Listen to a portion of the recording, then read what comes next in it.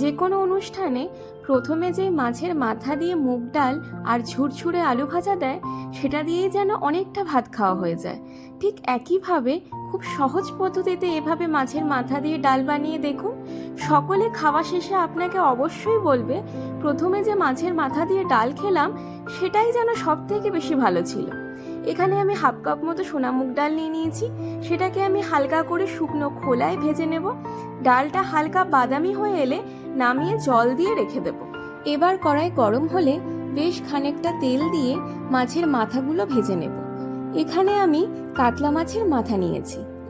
আগে ভেজে রাখা ডালটা সিদ্ধ করার জন্য প্রেসার কুকারে 2 থেকে 3টে হুইসেল দিয়ে কিছুক্ষণের জন্য রেখে দেব। এখানে প্রেসার কুকারে ডালটা দেওয়ার সময় আমি 1 চামচ মতো লবণও অ্যাড করে দিয়েছি। তারপরে ওই মাছ ভাজার কড়াইতেই আর অল্প করে তেল দিয়ে জিরে শুকনো লঙ্কা ফোড়ন দিতে হবে।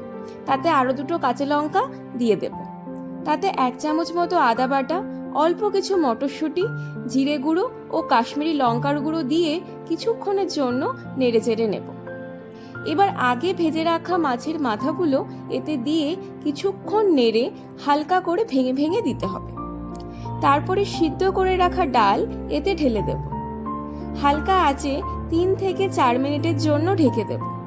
ঢাকনা তুলতেই এতে 1 চামচ মতো চিনি, 2 চামচ মতো ঘি আর ছোট চামচের 1 চামচ মতো গরম মশলা গুঁড়ো দিয়ে নেড়ে চেড়ে নেব। চাইলে আপনারা এখানে কাজু কিশমিশও অ্যাড করতে পারেন। লবণ স্বাদ অনুযায়ী দেখে নেবেন। ব্যাস, আর কি, গরম গরম ভাত আর পাশে ঝুরঝুরে আলু ভাজার সাথে পরিবেশন করুন। আর 1 ফালি অবশ্যই গন্ধরাজ লেবু। দেখবেন নিমেষেই 1 থালা ভাত শেষ হয়ে যাবে। ভিডিওটি যদি ভালো লেগে থাকে অবশ্যই লাইক করবেন, কমেন্ট করে জানাবেন আপনাদের কেমন লাগলো। চ্যানেলটিকে ফলো করবেন আর এভাবেই পাশে থাকবেন।